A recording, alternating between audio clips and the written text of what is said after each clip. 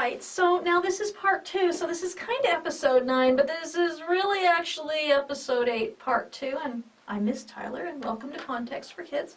Welcome back, and of course, happy Hanukkah, because I will be probably posting this the day before Hanukkah. So I wanted to read you something from this wonderful book that I have, and this, the author's name is Philip Goodman. He's a rabbi. He has all of these feast anthologies.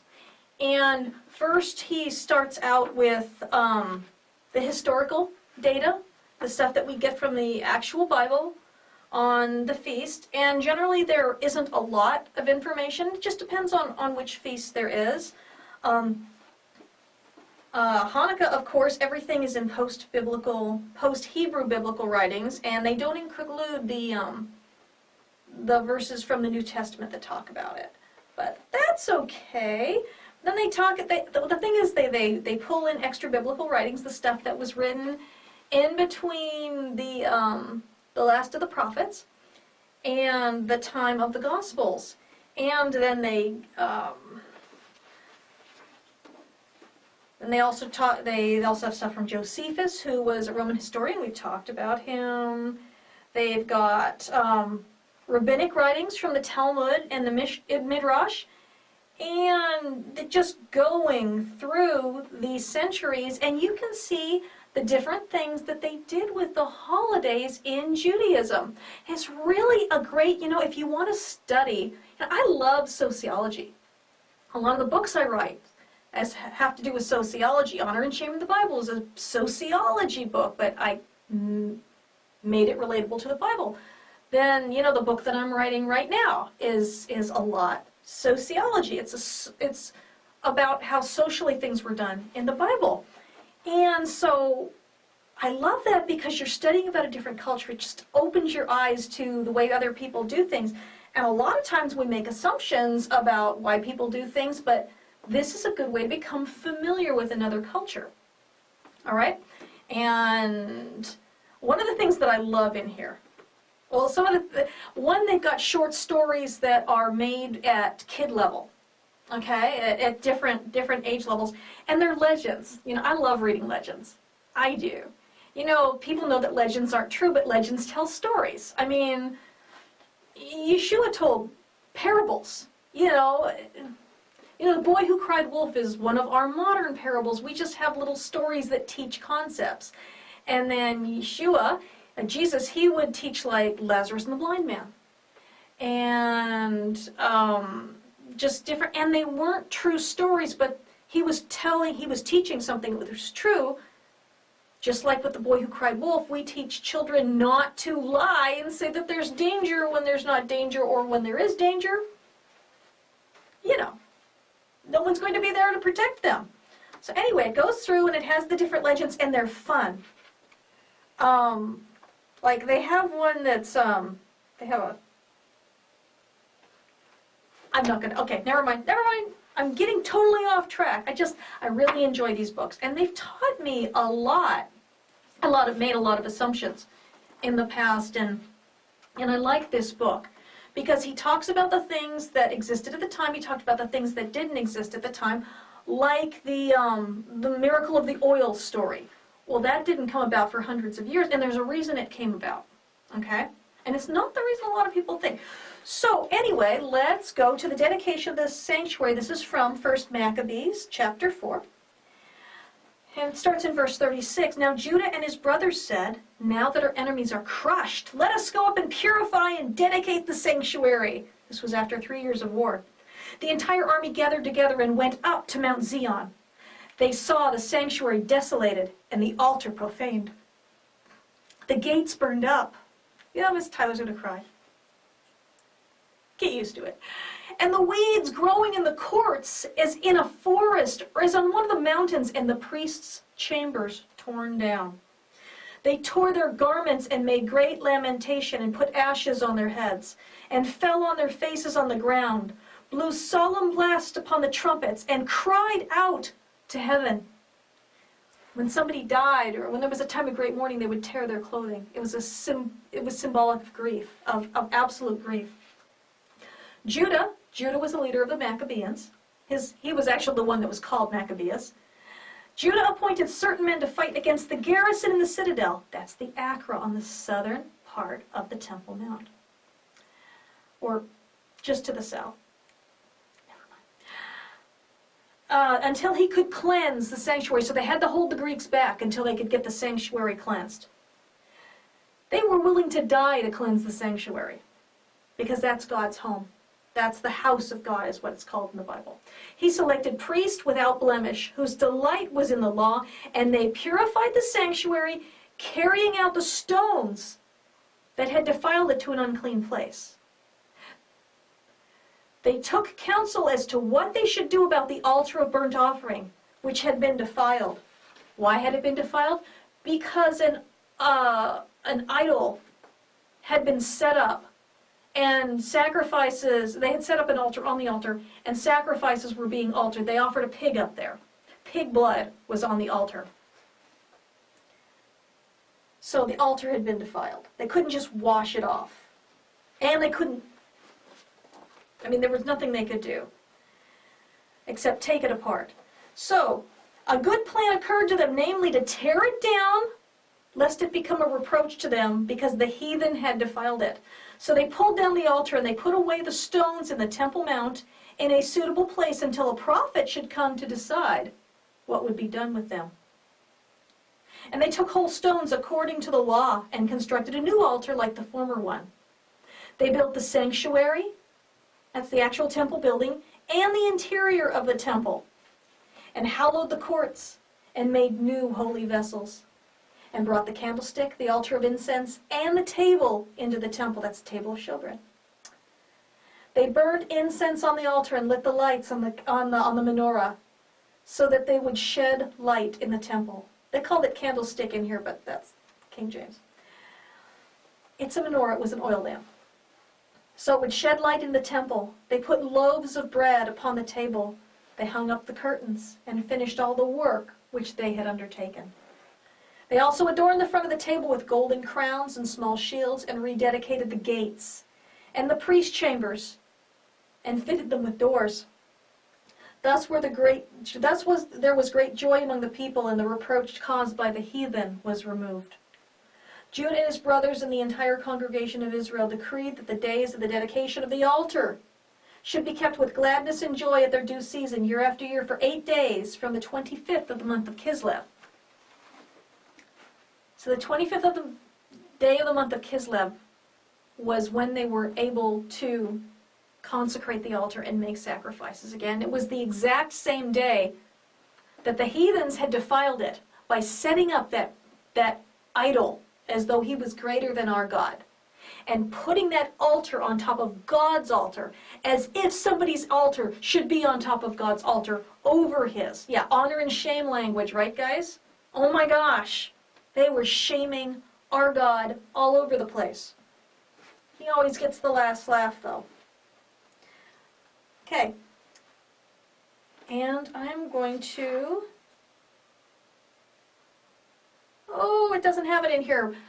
2 Maccabees, chapter 1, verse 9, says something like, "Be sure to celebrate the Feast of Tabernacles in the month of Kislev." Okay, so it's the same thing. The reason they were celebrating the Feast of Tabernacles in the month of Kislev, like I told you before, was for 2 reasons. 1, they hadn't been able to celebrate it previously, but 2, both other altars that had been built from scratch were consecrated in Tishri, and the dedication of the altars was done right before the Feast of Tabernacles, and then the Feast of Tabernacles was held. So we get that over and over again. They're following the scriptural pattern because it's important. They did it in Kislev because that was the first chance they got. All right, now Flavius Josephus wrote about 100 AD. He was a Roman historian. He was a Jew. He was a priest. He was from a priestly family. And he wrote histories for the Romans. Let's see. I'm not going to read the whole thing. And this is from Jewish Antiquities 12.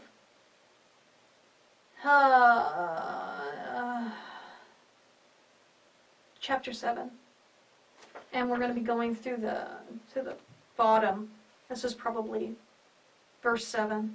And so Judah together, remember Judah is leader of Maccabees, Judah together with his fellow citizens celebrated the restoration of offerings in the temple for 8 days, omitting no form of pleasure, but feasting them on costly and splendid sacrifices while honoring God with songs of praise and the playing of harps at the same time delighted them. Remember when Hezekiah was doing the rededication of the temple, what did they do? The Levites sang, and they played musical instruments, and the priests blew trumpets, so they're doing the same thing here.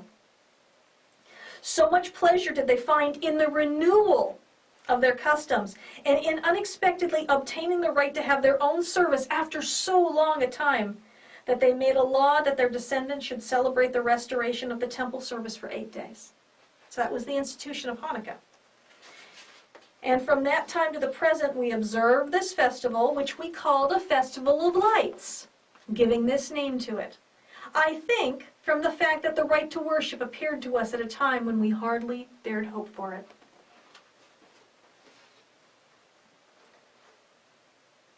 Okay, so that was Jewish antiquities. And this will be 2 Maccabees 10 that I'm going to read right now. They celebrated for verses 6 through 8. They celebrated it for 8 days with rejoicing in the manner of the Feast of Tabernacles, mindful of how but a little while before, at the Festival of Tabernacles, they had been wandering about like wild beasts in the mountains and caves. That is why, bearing thirsty and graceful branches and also palm leaves, they offered up hymns to him who had given them success in purifying his own place of worship. They decreed by edict and confirmed by vote that the entire nation of Jews should celebrate these days every year. And so this is really cool. Why was the festival of Hanukkah instituted? Well, it's not a Leviticus 23 feast. It's not one of the feasts of the Lord. But it's a celebration and a memorial every year of the great miracles that God worked to drive the heathens out of his temple, to get that pagan idol out of his sanctuary, to get the filth out of his holy place, to rededicate his altar so that his people could worship him there in his way, the way that he gave to David and to the prophets, as we saw in 1 Chronicles 28, 11, 12, and 19. Everything about God's worship had been ordained by God, and he didn't do that because he didn't want to be worshipped. He didn't do that because he hated the feast. He did it because he loved getting together with all of his people 3 times a year in order to celebrate with them. You know, I want you to think about it. Yeshua, Jesus, he didn't die for no reason. He died to reconcile us to God because God wants relationship. The feasts are all about relationship. Passover is about relationship. Shavuot, the Pentecost, is about relationship. Feast of Tabernacles, the season of our joy. Sukkot, it's about relationship because God desires relationship with his people. The temple was built because God desired relationship with it. Not only that he should have relationship with his people, but that all his people would come into the same place at the same time and have relationship with one another, serving him with one shoulder and worshiping him with one voice. Many different tongues, many different languages, worshiping the same God. That's the temple. And so why do I celebrate Hanukkah? I celebrate Hanukkah because on that day, God got back what was his. He worked so many mighty miracles, and men and women were willing to die because they love him, and they love his laws, and they love his place of worship, and they wanted to honor him, and they didn't care how much it cost them personally. And so, I celebrate Hanukkah. So I'm going to pause this, and we're going to go upstairs, and we're going to look at the Hannukiah, and I'm going to show you how we know the Hannukiah is an old custom. Okay, so here's my Hanukkah table, and I'm going to take it down as soon as I finish because Hanukkah's not for 2 more nights. when I'm filming this. So anyway, first thing on the table, we've got the Hannukiah. Now, it's not the same as the menorah in the temple. Well, obviously it's not the same as the menorah. The menorah was like ginormous. It was like 34 pounds, oh no, 75 pounds of beaten gold. Dang, okay? Dang. And it had 7 branches, and it was an oil lamp. And it was big. Did I mention it was big and it had a lot of gold? Yeah, big and a lot of gold. All menorah, okay, so it's the menorah, but a menorah is just a word that means lamp. There's not only one menorah in the world, there's just only one the menorah. Okay, does that make sense? You can have other lamps. This is another menorot. This is no menorah, actually menorah is plural. This is another menorah, another lamp, another candle stand, which is actually a really bad translation. When you see that in the Bible, it says candle stand or candelabra. No, they didn't have any candles in it. They had oil lamps in it. Okay, so this is not a replica of the menorah in the temple, obviously, because it is just a different kind of lamp, and it symbolizes the 1, 2, 3, 4, 5, 6, 7, 8 days of the Feast of Dedication, which was modeled after Sukkot, which also had the 1, 2, 3, 4, 5, 6, 7 days of Sukkot plus the last day, Shemini, etc. So, we know that in the 1st century BC, they were already arguing about what they do with this thing. Now, Shammai and Hillel were arguing, and this argument is recorded in Shabbat 21a. They had this argument. Well, do you light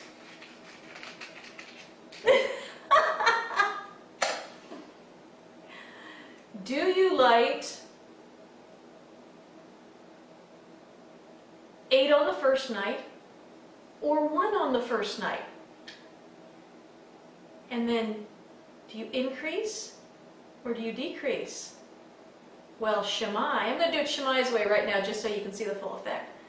Shammai said, we start with 8 candles and we work our way back. And then each night you light fewer candles.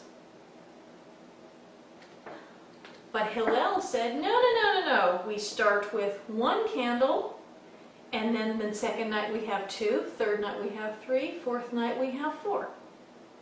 You see, it wasn't written in the Bible how to do it because it's a celebration ritual, signifying the 8 days of dedication, which we talked about earlier.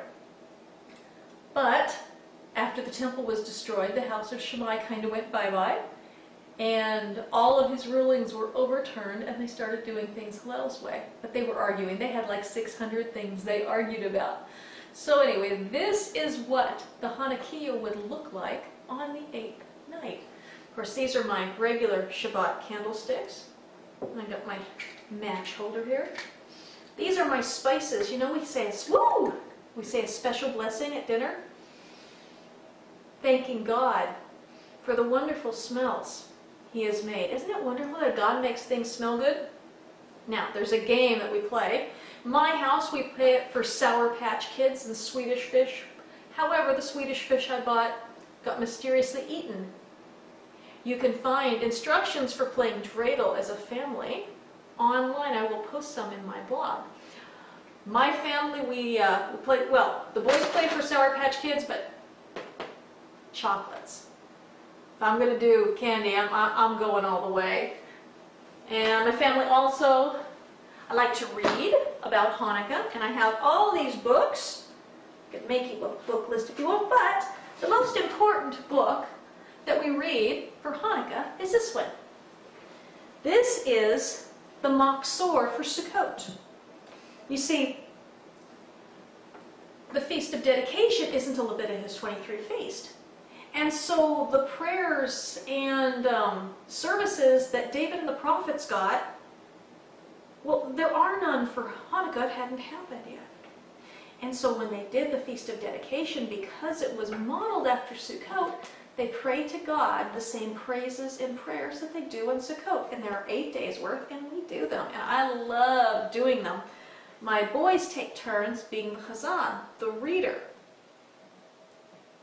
And let's see. In my family, we love to play board games together. We love to play Settlers of Catan. Awesome game. And we just got this Ticket to Ride, and we played it the other day, and it was awesome. You know, Hanukkah is such a joyous family time, and it's good to have your own family traditions. Now, I like some of the traditions of the Jews as well. They have a tradition of eating jelly donuts, which is never a bad idea, and potato latkes. I can't eat white starches, so I make sweet potato latkes, and I would rather have a Bavarian cream-filled donut if I'm going to go and have white flour. Just saying. So we end up having a lot of fun. We talk about God's miracles during the Maccabean Revolt. We praise Him. Woo! And night after night, we celebrate His miracles. You know, without Hanukkah, all the Torahs would have been, all the Bibles, all the Hebrew scriptures would have been destroyed from the land of Israel. The temple would have been destroyed. The Jews would have been slaughtered. Guess whose family, guess whose ancestors just happened to be living in Israel during those times? Yeshua's, Jesus's. If the Maccabean revolt hadn't happened, it's very entirely possible that we, well, of course there was a prophesied Messiah. But the Maccabean revolt and the rededication of the temple, it's one of the things that happened that made that possible. So, anyway, happy Hanukkah. I think this is the last I'm going to be recording in this house because we are taking off for Idaho in 2 weeks, and I'm very, very excited. You take care. I love you. I'm praying for you this Hanukkah season, and I pray that your family makes wonderful traditions and has a great time celebrating this amazing deliverance of God together. Bye-bye.